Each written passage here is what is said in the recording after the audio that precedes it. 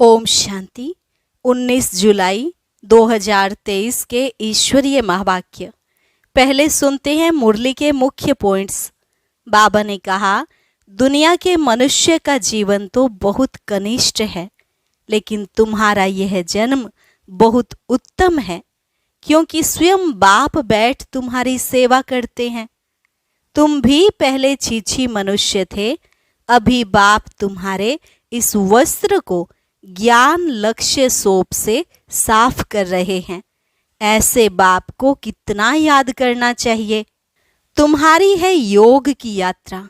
तुम्हें एक बाबा को याद करना है, दूसरा स्वदर्शन चक्र फिराना है और फिर आप समान भी बनाना है। बाबा तुमको 21 जन्मों का सुख तो दे देते हैं, परंतु उस सुख की दुनिया में उच्च पद पाने के लिए पुरुषार्थ भी करना पड़े। बाबा ने कहा, मैं अशरीरी हूँ, तुमको भी कहता हूँ, बच्चे अशरीरी बन मुझे याद करो और संग तोड़ मुझ संग जोड़ो। दिल से निकलना चाहिए, मेरा तो एक शिव बाबा, दूसरा न कोई।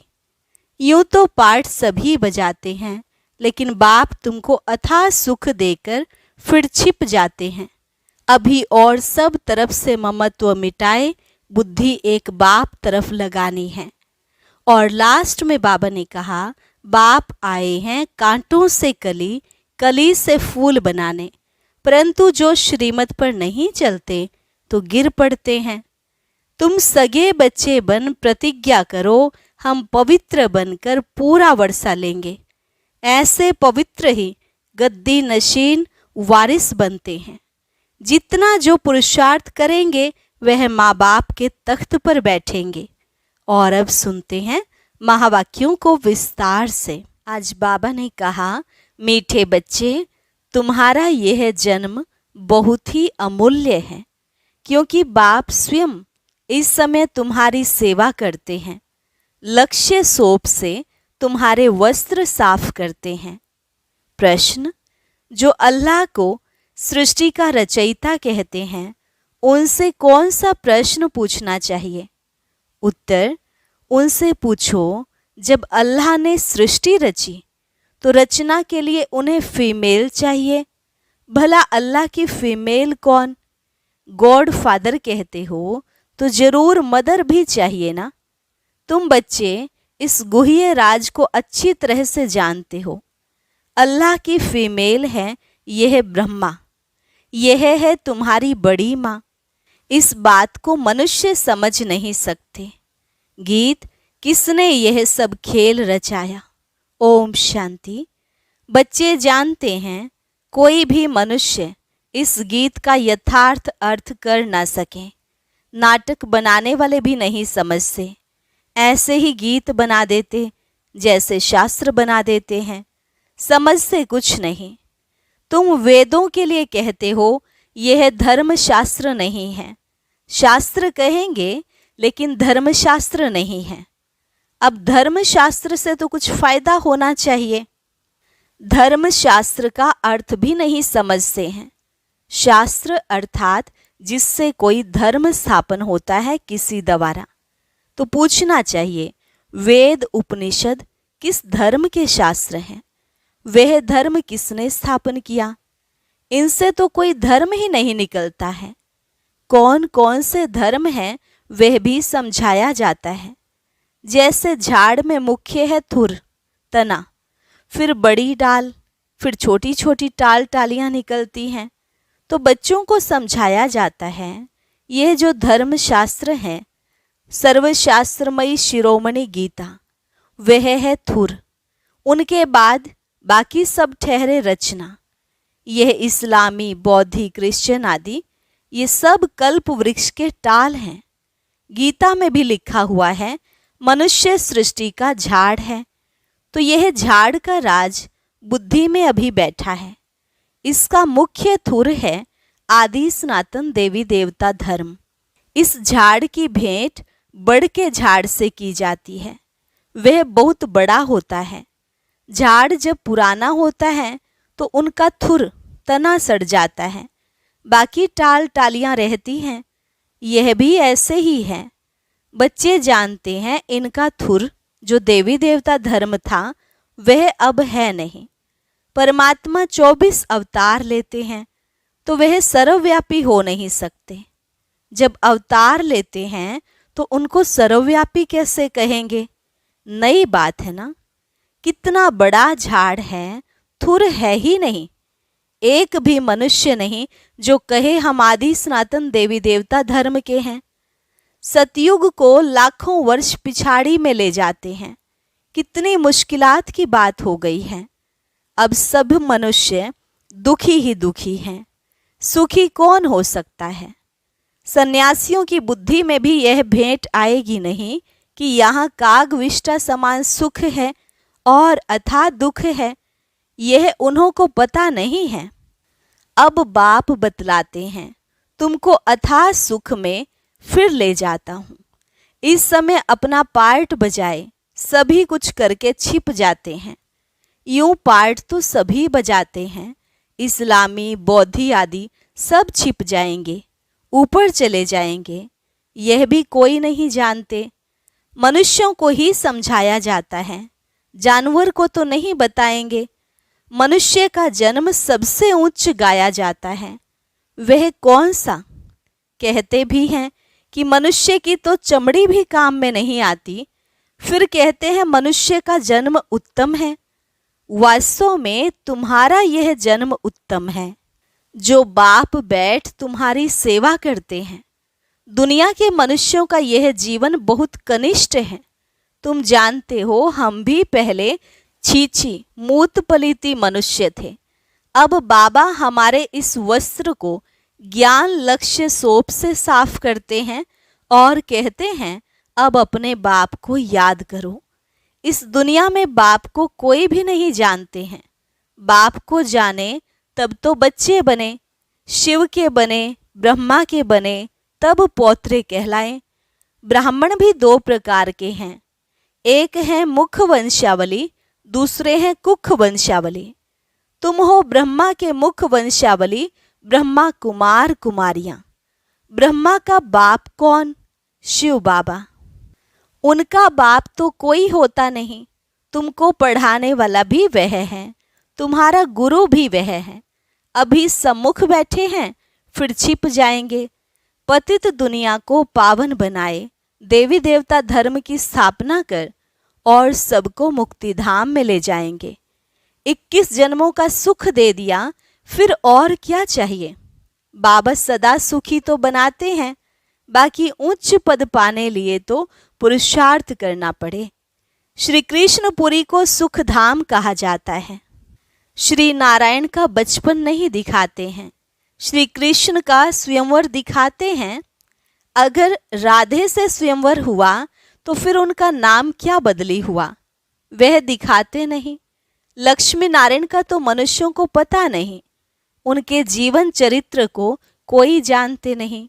तुम अभी समझ रहे हो, कोटों में कोई ही निकलेगा जिसने पूरा चक्र लगाया होगा।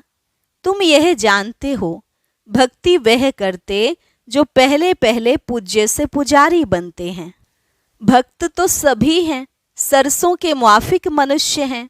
तुम जानते हो, अब बेचारे सभी मौत की चक्की में हैं। अब तुम बच्चों को बहुत बड़ी बुद्धि मिली है। 84 जन्मों का चक्र बुद्धि में रखना बड़ा सहज है।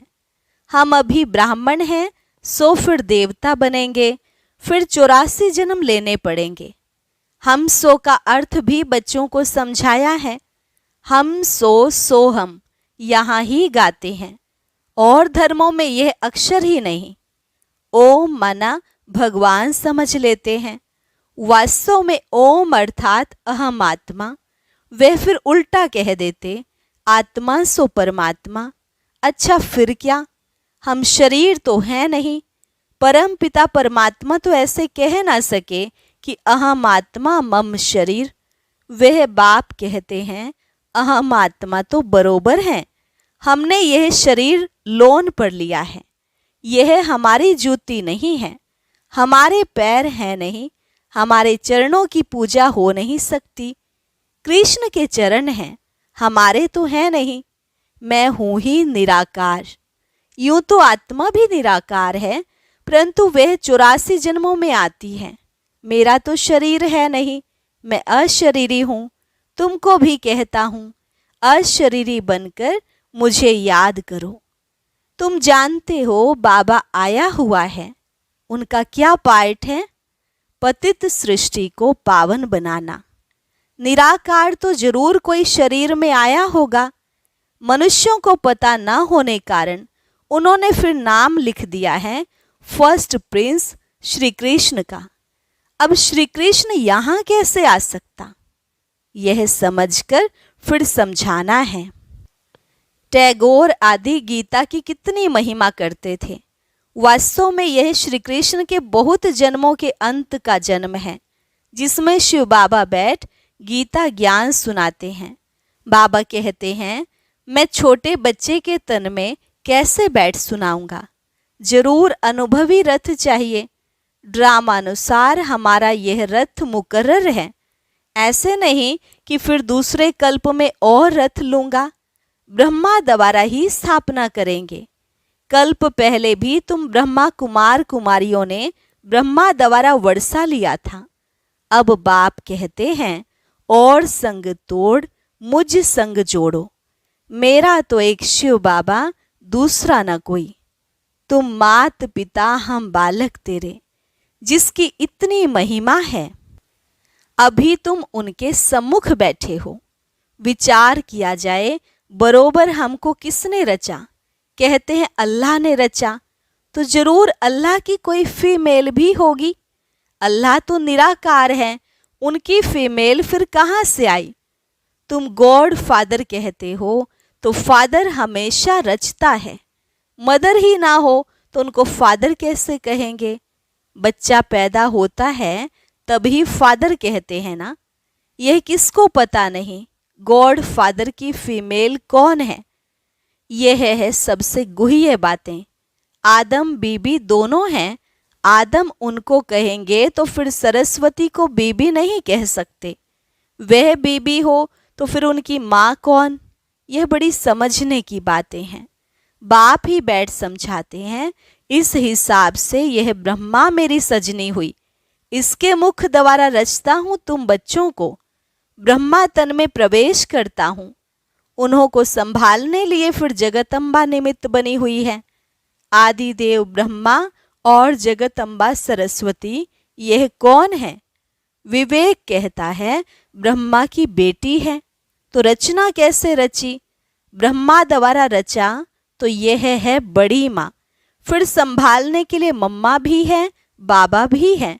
पहले नंबर में सरस्वती जाती है। जगतम्बा की कितनी महिमा है। अब तुम समझ गए हो, हम सो ब्राह्मण बने हैं, हम ईश्वर की गोद में आए हैं। इसमें भी दो प्रकार के हैं, सगे और लगे। एक ही माता के बच्चे, फिर सगे और लगे का तो सवाल ही नहीं उठता। यहाँ भला सगे और लगे क्यों कहा जाता है? कहते हैं जो सगे बनते हैं वो प्रतिज्ञा करते हैं, हम पवित्र बन वर्षा लेंगे। तो ऐसे पवित्र ही गद्दी नशीन वारिस बनते हैं। लगे फिर प्रजा में चले जाते हैं। सगे भी बहुत बनेंगे, फिर उनमें भी नंबरवार होंगे।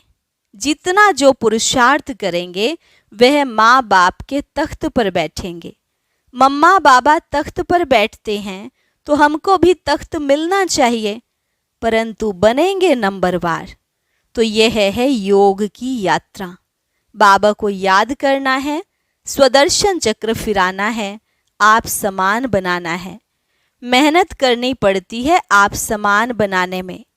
बच्चियां परिचय देकर बाप के पास रिफ्रेश होने लिए ले आती हैं। बाबा देखते हैं कौन कौन बाप से पूरा वर्षा लेंगे और सब तरफ से ममत्व मिटाए एक तरफ लगाएंगे। जानते हैं बाबा हमको विश्व का मालिक बनाने वाला है। बाप कहते हैं हम तुमको स्वर्ग का मालिक बनाएंगे, फिर चाहे सूर्यवंशी चाहे चंद्रवंशी बनो। तो बाप अपने आप सब कुछ कर रहे हैं, फिर छिप जाएंगे। घड़ी घड़ी अवतार तो लेते नहीं हैं, उनको अपना शरीर ही नहीं है, वह एक ही बार आते हैं। तुम तो घड़ी घड़ी एक चोला छोड़ दूसरा लेते रहते हो। मैं पुनर्जन्म में आता नहीं हूँ। कितना अच्छी रीति समझाते हैं। आगे यह बातें बुद्धि में नहीं थी। अनायास घर बैठे रास्ते जाते बाबा ने प्रवेश कर लिया। फिर मालूम पड़ा अब दिन प्रतिदिन सब बातें बुद्धि में बैठती जाती हैं। कहते हैं ना, हम 7 दिन का बच्चा हूँ, 2 मास का बच्चा हूँ। यह ज्ञान तो सेकंड में भी मिल जाता है। कितने बच्चे हैं। और कोई सत्संग नहीं होगा जहाँ इतने बच्चे हों। प्रजापिता ब्रह्मा और जगदम्बा भी बाप के बेटे बेटी हैं, ना कि मेल फीमेल। मेल फीमेल इतने बच्चे कैसे पैदा करेंगे। कुख वंशावली की तो बात ही नहीं। जिन्होंने कल्प पहले मात पिता का बनकर वर्षा पाया है वही आते रहते हैं। कलम लगती रहती है। बगीचा है ना। अभी देवी देवता धर्म के फूल तो हैं नहीं, बाकी सब जैसे कांटे हैं, चुभते हैं। यह कांटों की दुनिया है। बाप आकर कांटों से कली, कली से फूल बनाते हैं। श्रीमत पर नहीं चलते हैं तो फिर गिर पड़ते हैं। बाबा समझ जाते हैं यह विकारों में गिर पड़ा। अभी तुम पतित से पावन बन रहे हो। बापू गांधी भी पतित पावन को याद करते थे। चाहते थे वर्ल्ड ऑलमाइटी अथॉरिटी का राज्य हो, सो तो बाप ही स्थापन करेंगे। तुम जानते हो अब हमको इस कंसपुरी से कृष्णपुरी में जाना है। भारत में सतयुग था, लक्ष्मी नारायण का राज्य था। 5000 वर्ष की बात है। 5000 वर्ष से पुरानी चीज कोई होती नहीं। लाखों वर्ष की तो कोई चीज रह ना सके। देखो तुम बूढ़ी माताएं गुड़गांव से आई हो, मात पिता के पास जिनसे वर्षा मिलना है। बाप भी बूढ़ियों को देख खुश होते हैं। 5000 वर्ष पहले भी आकर वर्षा लिया था। सारा मदार पुरुषार्थ पर है। तुम बुढ़ियाएं इतना ज्ञान उठा नहीं सकती। यह दादा बूढ़ा तो बहुत अच्छा पढ़ता है। तुम समझती हो जवान सरस्वती माँ अच्छा पढ़ती है। अरे यह तो ब्रह्मपुत्रा नदी है। यह तो जरूर जास्ती पढ़ते होंगे ना। यह बूढ़ा सबसे तीखा है। वह तो फिर भी बेटी हो गई। बूढ़ियों के लिए भी बहुत सहज है। बाबा को याद करते रहो। ओहो शिव बाबा कुर्बान जाऊं, आप तो सुख धाम ले जाते हो। बस ऐसे खुशी में रहो तो भी बेड़ा पार है। हमेशा समझो शिव बाबा समझाते हैं, इनको छोड़ दो। ऐसे ही समझो शिव बाबा सुनाते हैं तो बुद्धि योग शिव बाबा पास जाने से विकर्म विनाश होंगे। मम्मा भी शिव बाबा से सुनकर सुनाती हैं। सदैव एक शिव बाबा की ही याद रहे तो विकर्म विनाश होते रहेंगे। अच्छा, मीठे मीठे सिकिलधे बच्चों प्रति माता पिता बाप दादा का याद प्यार और गुड मॉर्निंग। रूहानी बाप की रूहानी बच्चों को नमस्ते। रूहानी बच्चों की रूहानी बाप दादा को नमस्ते नमस्ते, गुड मॉर्निंग। धारणा के लिए मुख्य सार। पहली पॉइंट, गद्दी नशीन पक्का वारिस बनने के लिए पवित्रता की प्रतिज्ञा कर सगा बच्चा बनना है और संग तोड़ एक संग जोड़ना है। दूसरी पॉइंट, आप समान बनाने की सेवा करनी है। कांटे से कली, कली से फूल बनना और बनाना है। नए झाड़ की कलम लगानी है। वरदान, कर्मों की गुह्य गति के ज्ञाता बन, धर्मराजपुरी की सजाओं से बचने वाले विकर्माजीत भव।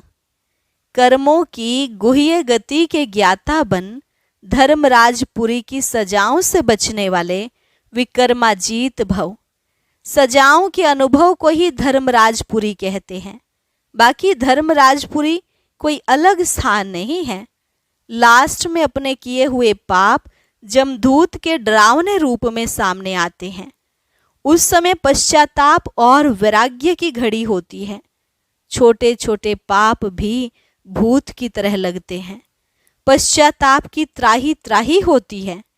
इसलिए उन सजाओं की फीलिंग से बचने के लिए कर्मों की गुह्य गति के ज्ञाता बन सदा श्रेष्ठ कर्म करो और विक्रमाजीत बनो। स्लोगन, जो तन मन धन से बाप पर पूरा बलिहार जाते हैं वही गले का हार बनते हैं। जो तन मन धन से बाप पर पूरा बलिहार जाते हैं वही गले का हार बनते हैं। अच्छा, ओम शांति। अब सुनते हैं आज का अव्यक्त ज्ञान मोती। इसके लिए ऊपर दिए गए बॉक्स पर क्लिक करें।